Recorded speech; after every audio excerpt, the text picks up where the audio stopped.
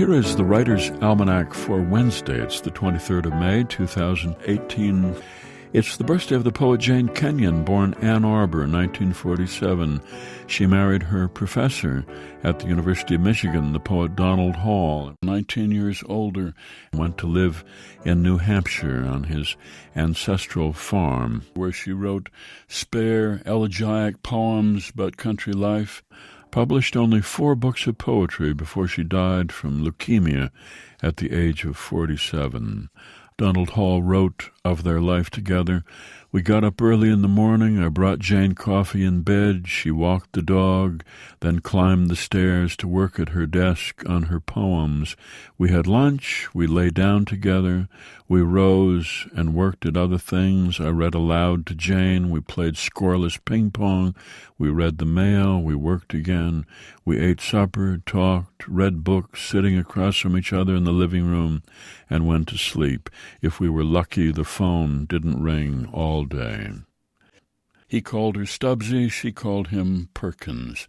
Over time, her poetry drew a large, loyal audience. She gave readings to large crowds. She became a Congregationalist. She died in 1995 after a 15-month battle with leukemia. Jane Kenyon, who said, "Be a good steward of your gifts, protect your time, take the phone off the hook, work regular hours."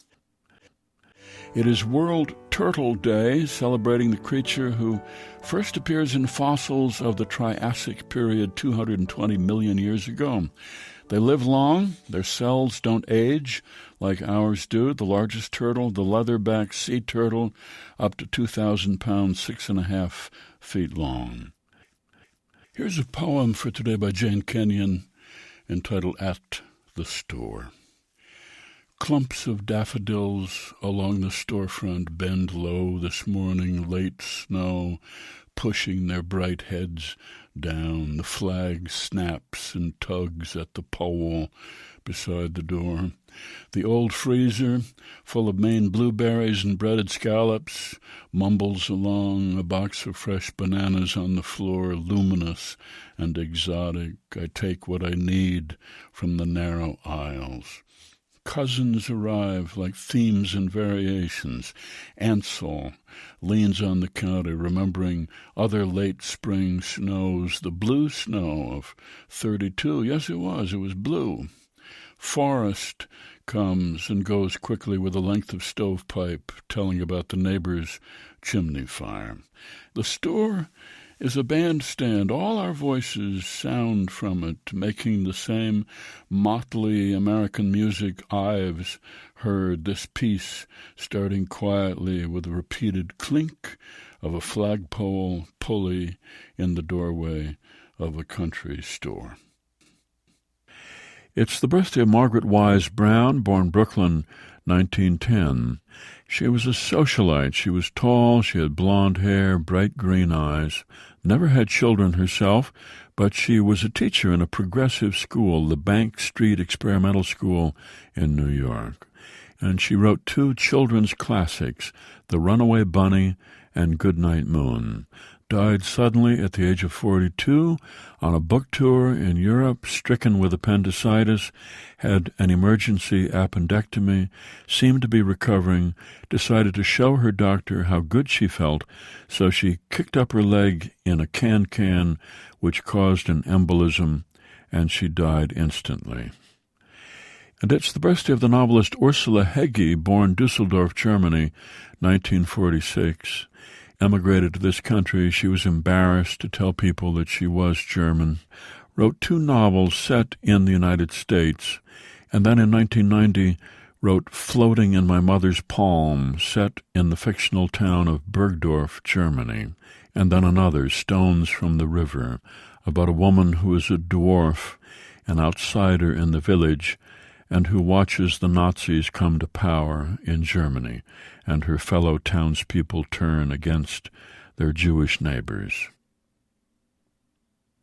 Here's another poem for today by Jane Kenyon, entitled Church Fair.